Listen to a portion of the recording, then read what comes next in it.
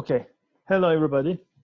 So this is our uh, second lecture on psychology of close relationships. So today's topic will be the research methods as they are used in psychology of close relationships research. So let's start with some general remarks. So the relationship science, as most of social psychological research has taken place, emerged mainly after World War II. Why? Why is this the case? Because after World War II during World War II, many psychologists immigrated from Europe to the United States, and they started working in American universities and set their own laboratories there. So they kind of kindled a new scientific endeavor, a new revolution, let's say, in United States, and an explosion of research took place, especially in 60s and 70s in relationship science. There are many differences that are used in the relationship research. We will look at them in this specific topic today. And many diverse samples are used. Diversity is not only in terms of demographic characteristics, such as socioeconomic status, but also there is a wide range of cultural diversity, especially in cross-cultural research. And relationship scientists studied not only the pleasant, but also the unpleasant aspects of relationships. And they used longitudinal research, and natural observations were also conducted, along with other methodological techniques. I would like to recommend you some of the leading journals in the relationship science, some scientific journals, which are Journal of Marriage and Family, Journal of Social and Personal Relationships, and Personal Relationships. These journals publish scientific articles about relationship processes. So perhaps you might be interested in reading specific empirical papers in these journals. Okay,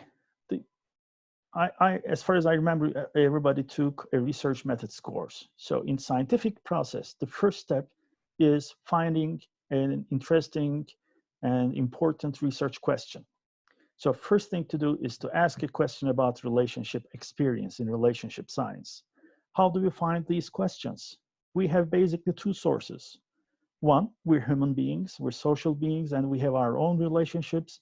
So our personal experiences in relationships can provide us insights about what questions to be answered. And most of the relationship scientists, in addition to referring to their own personal experiences, consult previous research. They read them and they try to find gaps or unanswered questions in the existing literature. So they ask new questions that way. And basically in scientific research and in relationship science, questions can focus on description of phenomena, finding associations between relationship-related experiences, and establishing causality. So by description, we mean that relationship scientists ask what questions. So asking a what question helps us to describe the basic properties of certain experiences in relationships. So what is marital satisfaction is a descriptive question. When we ask such a question, for instance, we try to understand some basic components of marital satisfaction. So marital satisfaction can be satisfaction with communication. It can be satisfaction with a division of labor in the household. It can be satisfaction with sexuality and so on. So when we ask such kind of what questions, we try to find out what subcategories can come together to form the variable or the concept marital quality. Also, we are interested in finding associations between different relationship-related concepts or variables. Such kind of questions require correlational research. We try to find out the correlations between events, such as, is there a relationship between marital satisfaction and marital commitment? So if our question is that kind of a question, we are aiming at measuring both concepts at the same time by using certain kinds of scales, commitment scale and satisfaction scale, and we simply compute the correlation coefficient between the two variables. But as you all know, correlations do not give us do not give us the exact nature of causality. So we do not know which variable causes which other variable. Therefore, we need the best method in science, which is experimentation. So one kind of question can be asking why questions or how questions, and experiments can help us to answer such questions. Why do people get divorced requires experimentation, but the problem is, in this example, the problem is we cannot make some people maintain their relationships, or we cannot make some people get divorced. It's not possible and ethical. So from time to time, we need to use correlation research to answer some causal questions. But longitudinal studies help us in this sense. So in longitudinal studies, we make different measurements at different points in time. And remember that if we want to establish a cause-effect relationship, cause comes before the effect. So in a longitudinal relationship, for instance, we can measure relationship quality or marital satisfaction, and let's say 6 months later we can measure commitment, and we can observe whether less committed people are getting more divorced in time. So it can provide some idea about whether there might be a cause-effect relationship between the two, but the best method is always, of course, experimentation. Okay. Once we identify a good question, we need to find participants so that we can measure the critical variables that we are interested in. Basically, we have two kinds of samples. The first kind or first type is the so-called convenience sample, uygunluk örnekleme. It is called convenient because it is easy to reach these people, and they are readily consent, rıza gösteren, they are readily consent to participate in our studies. For instance, most of the scholars, when they want to answer such questions in universities, they study with college students because it's easy to find college students in our own classes or in the campus. And most of the time, college students are willing to participate in our studies.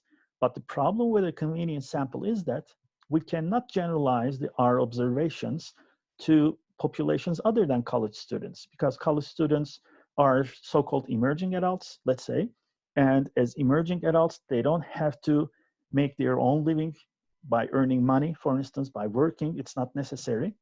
So this makes them very different from adult samples. So if we are interested in dating relationships, let's say, studying dating, even dating with college students can be very much different than studying dating with adults who are working adults. So the best way to find answers, generalizable answers, is to use a representative sample. A representative sample is a sample which contains all the necessary elements in the population. So in a representative sample, the participants have these qualities which are theoretically possible to observe in the population. The problem with a representative sample is that it's hard to reach a representative sample. We have to use detailed procedures, and we must include all critical aspects of the relevant population. So it requires time and money. That's why scientists try to get funds from funding institutes. And the good point or advantageous point of representative sampling is that when we answer our research questions, we can be a little bit more sure in generalizing our results to the population, because sample is a small subset of the population, which is an exact replica of it. Okay. Now, the next step, once we decide on the sample, the next step is solicitation. Solicitation means we call individuals to participate in our research. So a small proportion of people willing to participate in the research when invited. That's a problem, as we know in the literature, and their characteristics can be very different than those who do not participate. Now, on this screen, you observe a solicitation text, which me and my students in TED University Psychological Counseling Department, fourth year students, we're conducting a research on marriage at this time. And if you read this solicitation text document, we are calling college students to participate in our research. So here in this red line, there is the link, that will be the link of the online questionnaire form. So when they click on this link, they can start participating willingly. The problem with solicitation is that, for the researchers' part, the problem is that we can never know who clicks and who does not click on this link. So it makes the population, it makes the sample a sample which is self-selected. So people who click on the link and fill out the questionnaire online can be very different than the people who click but then leave the questionnaire without filling it out. So the sample can be expected to be biased in terms of people who are willing to participate truthfully. So this is a solicitation text that we used in online research, but we can use, or the researchers can use, newspaper ads, social media invitations like that one on the screen, or we may use snowball sampling. Snowball sampling means that when we're studying a specific topic, after a specific participant finishes and his or her participation in the study, the researcher simply asks this person to name 2 or 3 people who might be willing to participate in this study as well. So if I have, let's say, 2 participants, and if I ask these participants to name 2 other people, I can quickly arrive at 6 people. Again, there is a problem with snowball sampling because people most of the time have friends who are similar to themselves. And if they named very similar people, my sample will be a little bit biased in terms of the personality characteristics represented in it.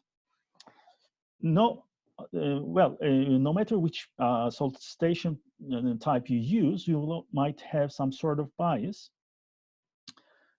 Perhaps it's a little bit inescapable, but we know that bias is inherent in our study. So this specific study by Carney, Davila, Cohen, Sullivan, Johnson, and Bradbury, as you can read the citation up at the uppermost side of the slide, in their study, they wanted to understand, or they wanted to investigate whether there might be different qualities observed when participants are solicited by using different ways.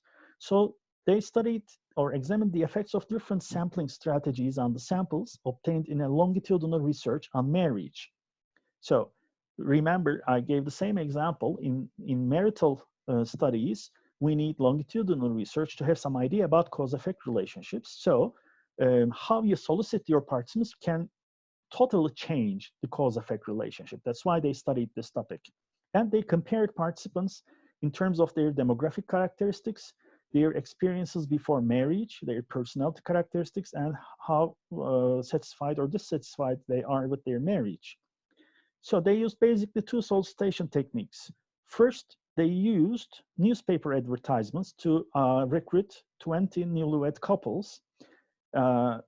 They published advertisements, and couples who read those advertisements responded. 350 couples responded, and the first 60 were selected by the researchers for the study. The other type of solicitation was using marriage license records in municipalities, and they went to the municipality. You can conceive this like this. Belediyeye gidiyorsunuz, oradaki evlilik kayıtlarına bakıp telefonlarından arıyorsunuz. And they recruited 60 newlywed couples by using the marriage license records, and they were sent letters, and again, they found 60 couples in this way. So 2 different solicitation techniques were used. They had some eligibility criteria. Eligibility criteria means that people who have certain qualities can participate, but people who do not have these qualities cannot participate. So what are these criteria? It should be the first marriage for both spouses. Neither partner should have children. Both partners should be over 18 years old and wives to be 35 years old or less so that they can have children. Since this is a longitudinal study, I guess they were interested in finding out whether couples will have children in the future. Both spouses spoke English and received at least 10th grade of education so that they can understand the questions. And the couple had no immediate plans to move away from the area, because if they move away, they cannot be reached to collect data, so they lose participants. So these are the eligibility criteria. So what are the results? But sorry, by the way, for newspaper ads, participation of the couples were rewarded by $50, and for marriage license record solicitation, participants were paid $75. Now, what are their results? They measured demographics, premarital experience, personality, and marital quality in 2 different samples. Now, in this table, you observe the measure here, the first column. In the second column, you observe the basic characteristics of the participants recruited by newspaper ads. And in the last column, you observe the marriage license sample characteristics. So in terms of demographics, as you observe, younger newspaper ad sample had younger, lower income people, and wives were less educated and less diverse, were less ethnic diversity. Whereas in the marriage license sample, there were older, higher income people, and wives were more educated, and there was more ethnic diversity. So there is a difference between demographics in terms of different solicitation techniques. Sorry. Okay. As for premarital experience, meaning experience before marriage, in newspaper ad sample, it was more likely that the couple had a cohabitation past, and it was less likely that they had some premarital counseling, whereas just the opposite was observed for marriage license sample. As for personality, more depressive symptoms and neuroticism were observed in newspaper ad sample, whereas less depressive symptoms and less neuroticism was observed in marriage license sample. And finally, marital satisfaction was lower as compared to higher in marriage license sample in the newspaper ad sample. So we see diametrically opposite samples when we use 2 different solicitation techniques. So these researchers argued about their results that the couples responding to the newspaper ads may choose to participate because they are seeking some guidance. They have lower quality marriages, they have more problems, both in terms of economical and marital quality issues, and they needed some guidance perhaps to help themselves or to help their marriage. So that's perhaps why they participated in the study. Whereas their explanation for the difference in marriage license sample is that couples responding to the mailed invitation may be those who feel that they have some experience to benefit other couples. So different motivations can drive different samples, different participants to participate, and the samples can be representative of different populations. So it becomes incomparable, in other words. So how we solicit participants is important in our research. Okay, so the basic, so another problem is about generalizability in our research. Generalizability requires a good, an unbiased, a representative sample. So in terms of generalizability, I'd like to give 2 examples about receptivity to sexual invitations or sexual choice, sexual behavioral tendencies, let's say. And the research question by Clark and Hatfield was, how receptive are men versus women to sexual invitations? They proposed 2 hypotheses. One is the sociobiological hypothesis, meaning referring that men will be more receptive than women because men are more inclined to have casual sex than women because they have less parental investment, if you remember the term, but women have more parental investment. They have to once they get pregnant and give birth to a child, they have to look after that child a lot. So they're not interested in sexual intercourse as much as men need, because they have lower parental investment. So this is one hypothesis. But an alternative hypothesis was the androgyny hypothesis. Remember, androgyny means that a person represents himself or herself with personality characteristics which can be traditionally applied to men or women. So at the same time, both female and male characteristics, traditionally female attributed or male attributed characteristics, are found in a person, then this person is called to have an androgynous personality.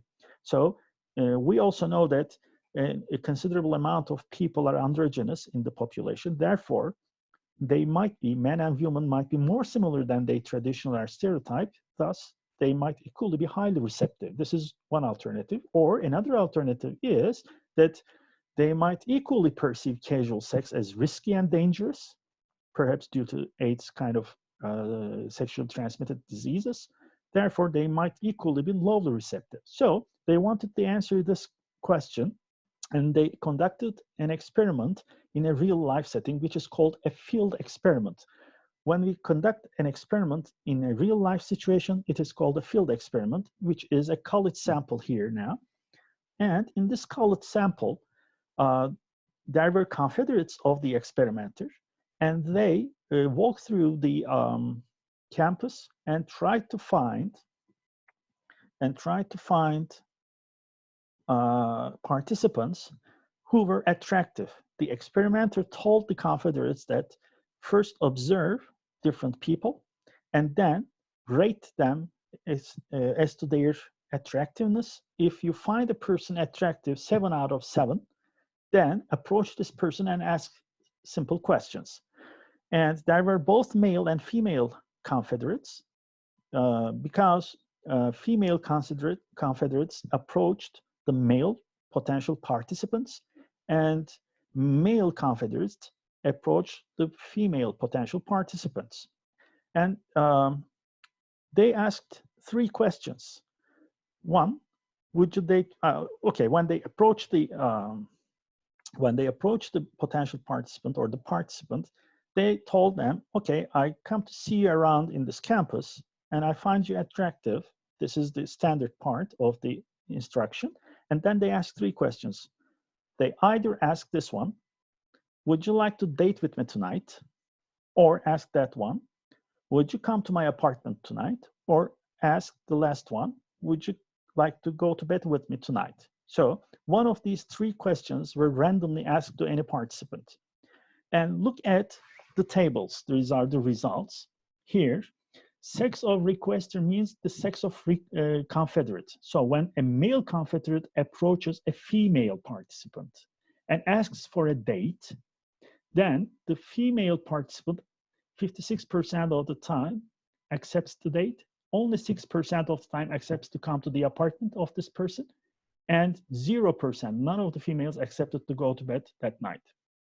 Whereas a female confederate approached a male participant, 50% of them accepted to have a date that night, whereas 69% accepted to go to the apartment, and only 75%, and most strikingly, 75% as compared to 0% accepted to go to bed with her. So what we observe here as a basic major result is that men are more receptive to casual sexual advances. So this study, this data on the left side, it was collected in 1978, and the data on the right side is collected in 1982. They are coming from the same campus, but basically we observe that more than 70% of the men, whereas 0% of women, are open to casual sexual advancements. So the question here about generalizability is this. This research was conducted in only one campus, only around late 70s and around early 80s. Now, can we generalize these findings to all people around the world? That's a big problem because it's a very small, specific sample. So there is one specific line of cross-cultural research by Schmidt and colleagues about the universal sex differences in the desire for sexual variety. This research was conducted in 52 nations, 6 continents, and 13 islands. So it's a very diverse sample in terms of cultural qualities. So you observe there are people from North American, South American, Western European countries. There are large amounts of men and women speaking different languages, 27 languages actually.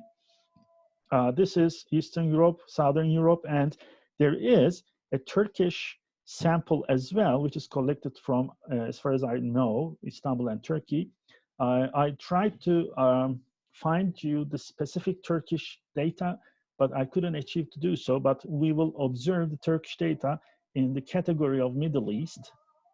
And finally, there are samples from Africa, Oceanian, Southeastern or Southeastern Asia and East Asia. So the sample was consisted of more than 15,000 college and community men and women speaking 27 languages. So having such kind of a research makes it more plausible to make generalizations if we observe very similar findings in different groups. Now, what are the results? One of the questions they asked was, ideally, how many different sex partners would you like to have, let's say, over a month, in 1 month? And as you observe here, men always have higher values than women on the average, meaning men are more receptive to casual sex. So this cross-cultural research is a good replication of the previous research that was conducted in an American campus. So Turkey is in this line, in Middle Eastern countries among, so men accept casual sex more than women, it appears so. And you observe the T values here. If you have asterisks, it means that these findings are not by coincidence, they are strong, beyond chance findings. They are significant findings, in other words, and large effect sizes, with large effect sizes. Another question they asked was the so-called the time known measure, and the question was, after asking the question, they wanted to answer by using +3, -3 ranged scale, definitely yes to definitely no scale, to answer this question. If the conditions were right, would you consider having sexual intercourse with someone you viewed as desirable? If, for instance, you knew this person for, let's say, 1 month. And look at the answers now. Plus means indicate definitely yes, minus means mean definitely no. So again, look at men. In most of the continents, men were more willing to have sex with a person they've known for 1 month, whereas women, having negative average values, they were less willing to have sexual intercourse with a person they knew for a month. So again, we have a confirmation that men are more receptive to casual sex, let's say. Okay. There are different, so what's the conclusion here? The conclusion is that when we conduct research in relationship science, we need replications. We need to use different participants from different backgrounds, from different cultural qualities and so on. And the more we have a diverse set of samples, it's easier to generalize our findings to human beings in general, let's say. We also have the so-called speed dating paradigm.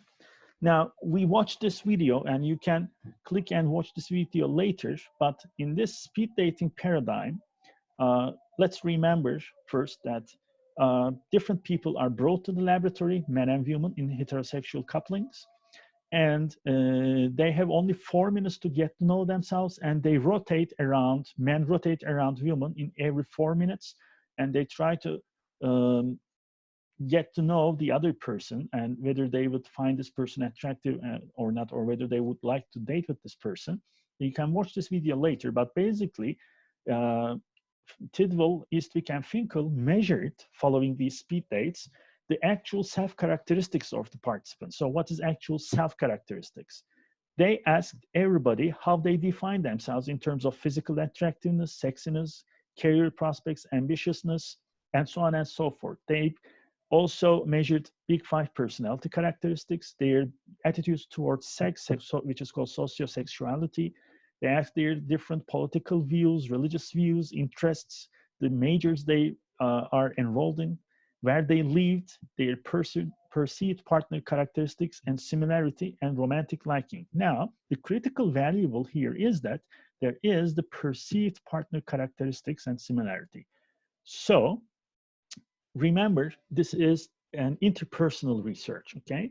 So there's one person interacting with the other person.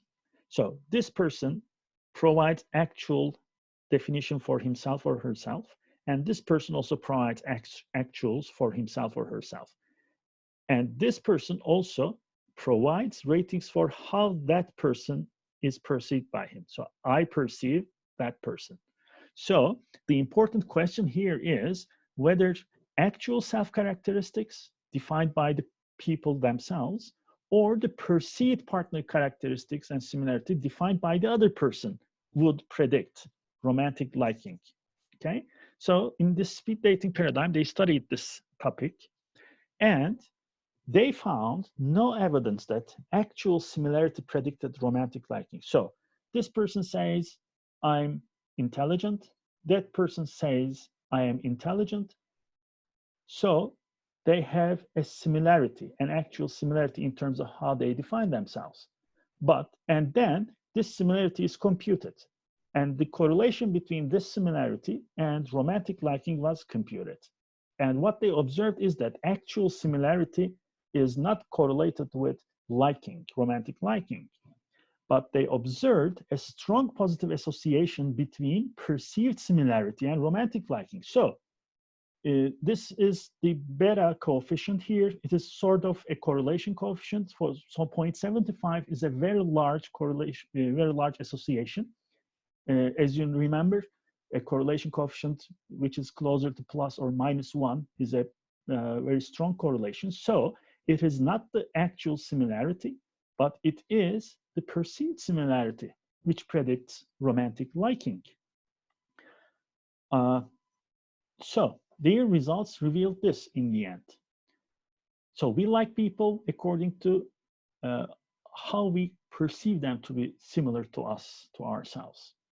So what are the conclusions of this study? 1, actual similarity did not predict romantic attraction. 2, when perceived and actual similarity are both measured in the same manner by using trait descriptions, perceived similarity is a significantly stronger predictor of liking than actual similarity is. And 3, general perceived similarity is strongly associated with romantic liking. Now, this is a correlation study, and the question asked in this study is this: is similarity a correlate of romantic liking? But it is a correlation coefficient, so we don't have any idea about whether similarity causes liking or liking causes similarity, or they both cause each other. So that's a problem of the correlational design, because any correlation can be interpreted in at least 4 different ways. I guess I forgot to draw one. So perceived similarity, perceiving others similar to ourselves might cause liking, or liking might cause us to perceive other people to be similar to ourselves. Another possibility is that perceived similarity causes romantic liking, causes perceived similarity. There might be a reciprocal causation. They both cause each other at the same time. And the 4th explanation is that this perceived similarity, romantic liking relationship is a spurious, unreal relationship because of a 3rd variable which we couldn't observe, such as good appearance. Now, we know that there is a what is beautiful is good heuristic in our minds. And good appearance, for instance, an attractive person who appears good, who is beautiful, can be perceived to be similar to ourselves because positive qualities go together. And it is possible that good appearance causes romantic liking, when we see someone who is beautiful, who has a good appearance, we come to be romantically involved in this person. And because that good appearance causes both variables, these two variables can become associated with each other. So we cannot identify the true nature of causality in correlational design, and that's the major problem.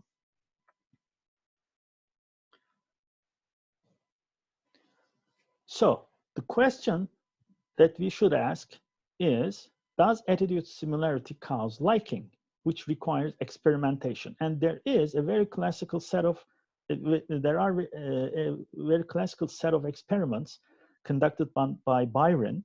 And in this specific example, I'll present you the data from Byron and Nelson's study on attraction as a function of positive reinforcements.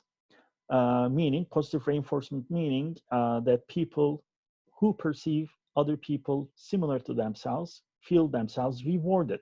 So the theory states basically that attraction toward a person is determined by the number of rewards relative to the number of punishments received from that person. So this is typical learning theoretical approach. This is typical exchange theoretical approach. We come to get into relationship with other people and maintain our relationships because there is an exchange of rewards and punishments, okay? So this is a particular perspective in relationship science in 1960s. So they thought that one of the rewards that a person can experience in a relationship is the perception of similarity with the partner. So they identified attitude similarity as a rewarding, whereas attitude dissimilarity as a punishing experience. So they hypothesized as follows: attraction toward a stranger is a positive function. Positive function means that, let me draw it. 1 second, please. It's a positive function.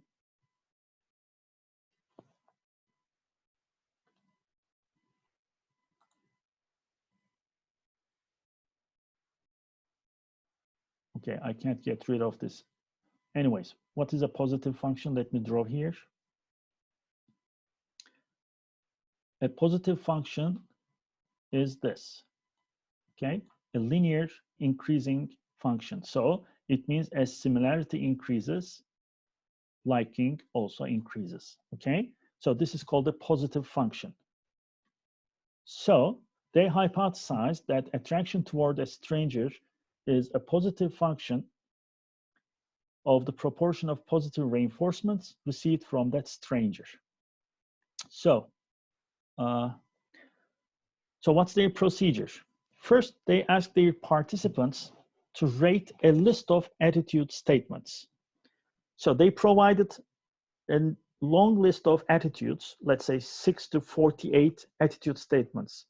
I think Turkey should become a member of European Union, or I believe there is no God. So these are attitude statements, belief statements, and everybody rated how they believed in these different statements. So this provided an attitude measure for the self.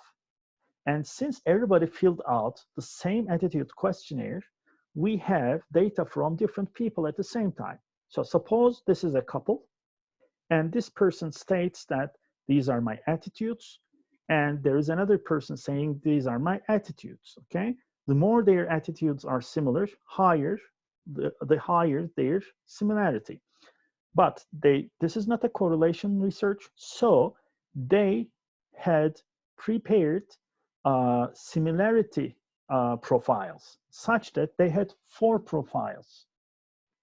One profile included 100% similarity. So I am one participant, and my answers are known by the researcher, and the researcher prepared such a profile for another person that his or her, let's say, her answers are 100% similar to mine. So this is one condition.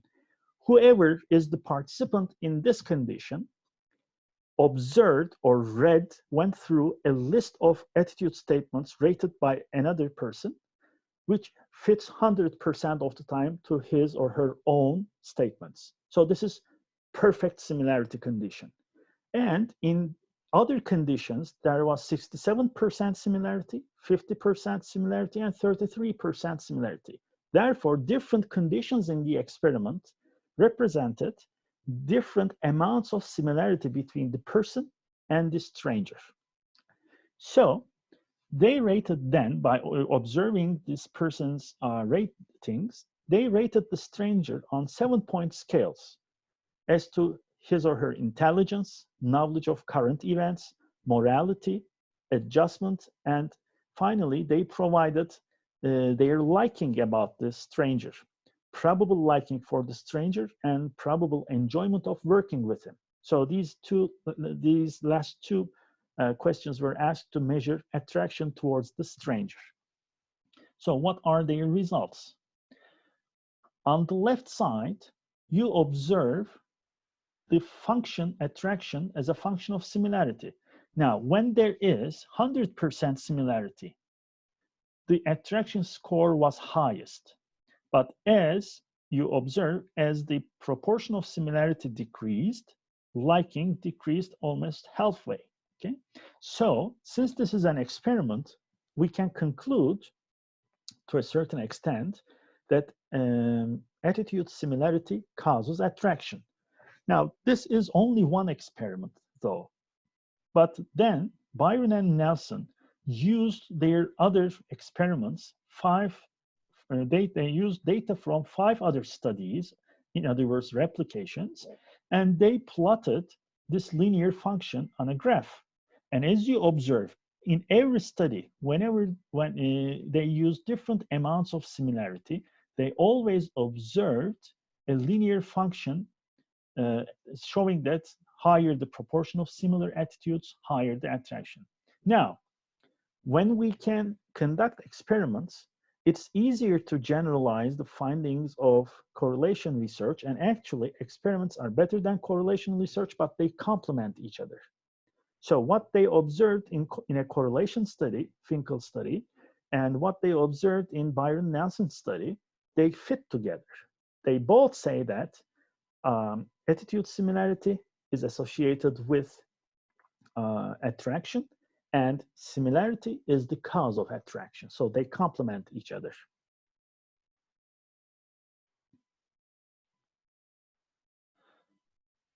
Okay, let's give a small break here, then we will go on.